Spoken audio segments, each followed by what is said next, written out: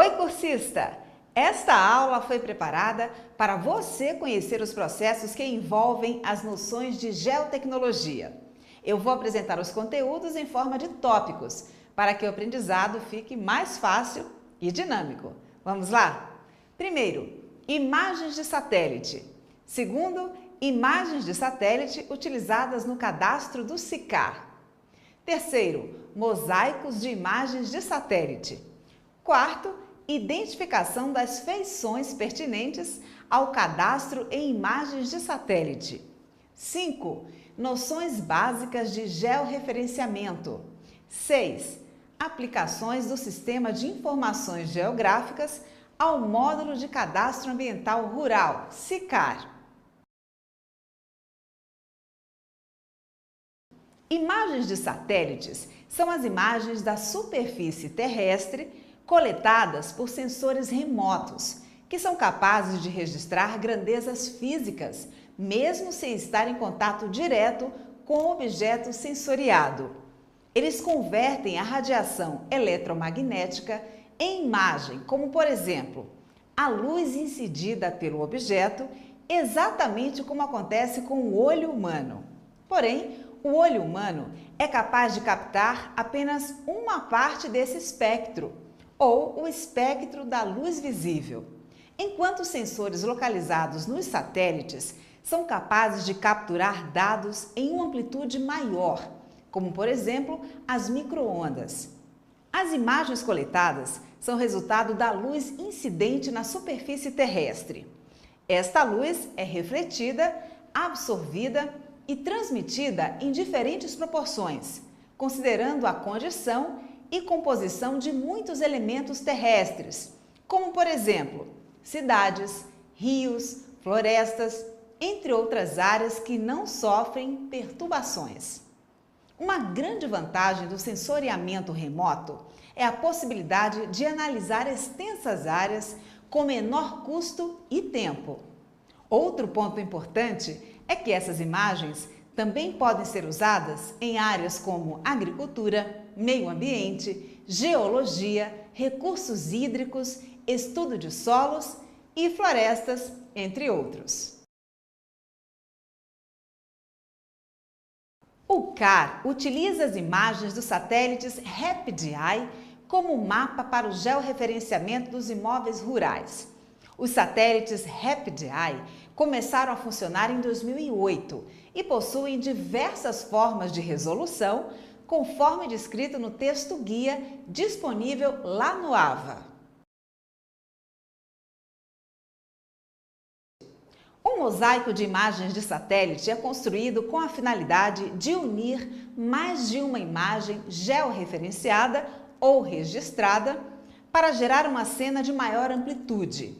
Esse processo é muito importante de ser usado quando a área de estudo for maior do que a imagem disponibilizada pelo satélite.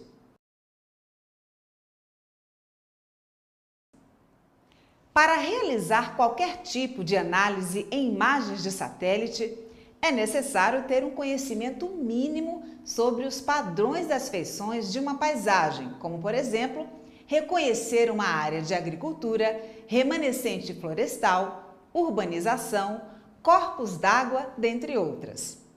Para o cadastro ambiental rural, alguns padrões e conceitos devem ser entendidos, como por exemplo, antropização, remanescente de vegetação nativa e corpos d'água.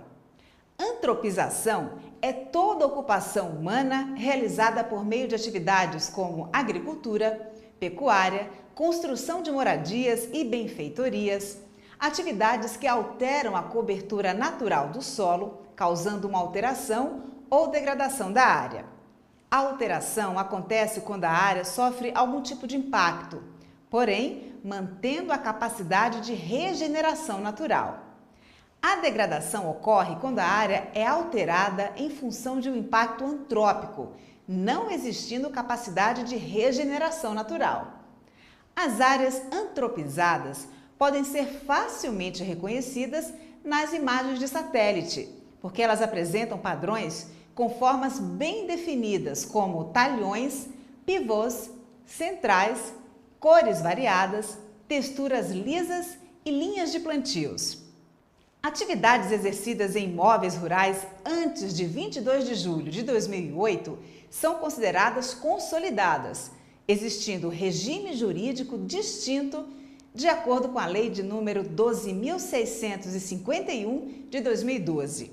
Remanescentes de vegetação nativa são formados por padrões arbóreos, arbustivos e campos nativos que podem ser identificados nas imagens por meio da coloração real e sombras, devido ao tamanho diferenciado da vegetação, assim como pela irregularidade e ausência de indícios de alteração por ações antrópicas. Corpos d'água são feições que incluem todas as classes de água, como por exemplo, rios, lagos, reservatórios, águas costeiras e canais artificiais, entre outros. Eles também podem ser reconhecidos facilmente devido à coloração, às formas variadas para as formações naturais e às formas definidas para as formações artificiais. Cursista, antes de continuar o processo de georreferenciamento, é importante que você conheça alguns conceitos básicos para a correta utilização das ferramentas disponibilizadas pelo aplicativo. Ferramentas como projeção geográfica, sistemas de coordenadas, datum e outros. Com relação aos sistemas de coordenadas geodésicas, é importante dizer que os mais comuns e utilizados no Brasil são aceitos no SICAR, como por exemplo, SIRGAS 2000, WGS 84, SAD 69 e Córrego Alegre. O sistema de coordenadas planas, também conhecido como UTM, é a projeção mais usada no Brasil. Apesar de serem as coordenadas mais encontradas em mapeamentos, podem existir diferentes projeções na realização dos mapas, considerando que a mais utilizada é a Unidade Transversa de Mercator, UTM. Repare que o território brasileiro tem 8 fusos no sistema UTM. Assim, caso opte por usar a projeção UTM, observe o fuso correto onde o imóvel rural está localizado para realizar o georreferenciamento no SICAR. É muito importante o uso do fuso correto, pois um erro durante essa escolha impossibilita o cadastro. Os principais instrumentos utilizados no georreferenciamento são os equipamentos eletrônicos usados para obtenção de medidas de posição e localização, que possuem algumas diferenças, desde a forma de coleta dos dados até o seu processamento. Os instrumentos mais comuns em utilização atualmente são os receptores GPS e as estações totais, havendo diferenças entre a precisão desses aparelhos. Não deixe de conferir mais informações e detalhes no material disponibilizado para você lá no AVA. Outro importante elemento da cartografia é a escala cartográfica, pois ela possui grande influência sobre a quantidade e a precisão dos detalhes coletados. Brevemente, escala é a proporção entre uma medida do mapa e a sua dimensão real correspondente no terreno. Os sistemas de informações geográficas, também conhecidos como SIG, podem ser definidos como um conjunto de ferramentas para coletar, armazenar, consultar, transformar e apresentar dados geográficos para atender às necessidades de uma determinada aplicação.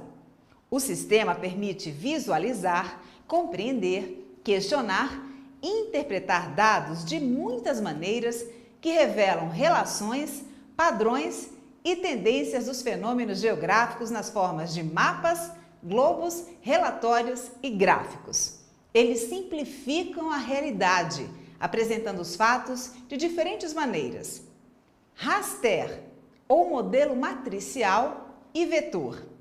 Os dados vetoriais e raster podem ser representados por diferentes tipos de arquivos, assim como podem ser visualizados e manipulados por diferentes softwares.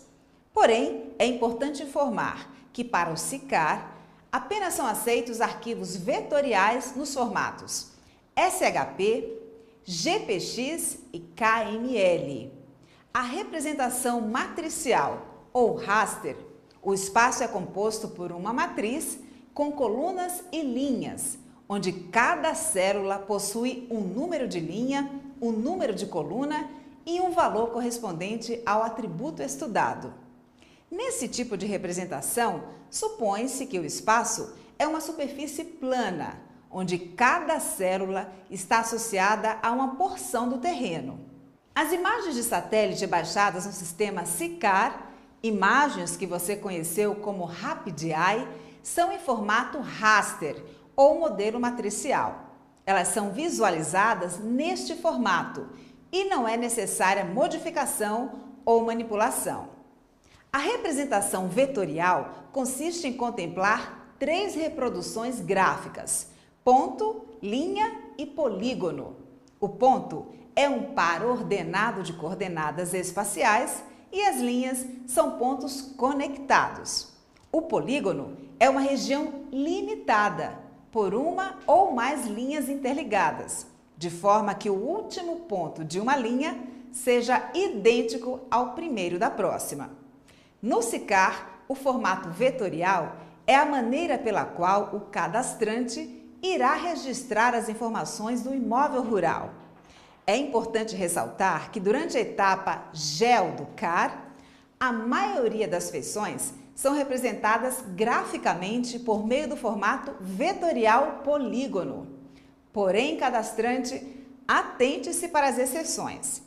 As nascentes são representadas através de pontos, enquanto os cursos d'água com até 10 metros de largura são representados através de linhas. Infraestrutura ou área de utilidade pública admitem a representação por linha ou polígono, diferenciando de acordo com a situação apresentada. Existem 3 maneiras de inserir os dados vetoriais no módulo de cadastro do SICAR: importação de um arquivo vetorial, memorial descritivo, delimitação das feições com base nas imagens de satélite georreferenciadas disponíveis no módulo de cadastro. O sistema aceita a entrada de arquivos em diferentes formatos de shapefile, que são gerados por meio de programas de SIG. Esses formatos podem gerar as várias feições, como eu já falei anteriormente. No entanto, como o shapefile é composto por vários arquivos auxiliares, durante a importação, eles devem ser compactados em um único arquivo zipado. O SICAR aceita a inserção dos vértices de um polígono de levantamentos realizados em campo, como acontece em um memorial descritivo. Memorial descritivo é a caracterização de todas as informações levantadas em campo na forma de texto, como o perímetro do imóvel e da reserva legal. Esses levantamentos devem ser feitos nos seguintes dátums: CIRGAS 2000, Geográfico e UTM, SAD 69, Geográfico e UTM e WGS 84, Geográfico e UTM. O sistema inicia a delimitação da feição de interesse como a área de um imóvel com a inclusão de um ponto de amarração, a vinculação de um ponto ao alinhamento, utilizando um referencial ou sistema de coordenadas conhecidas. Assim, podem ser adicionados outros pontos georreferenciados, ou o azimute, e a distância ao próximo ponto, até que a feição seja representada corretamente. Uma outra maneira de georreferenciar as informações ambientais do cadastro é por meio da delimitação manual das feições através de desenho, utilizando as imagens disponibilizadas como referência. Se o cadastrante conhecer os limites do imóvel, é possível localizar na imagem e utilizar a ferramenta de desenho para realizar as feições. Mas atenção! É importante dizer que esse método, entre todos os já citados, é o de menor precisão. Então, utilizar essa ferramenta exige cuidado ao delimitar as feições do imóvel rural, pois um erro no desenho pode gerar imprecisão no cadastro. A exatidão posicional de uma imagem é outro fator importante para a entrada de dados no sistema.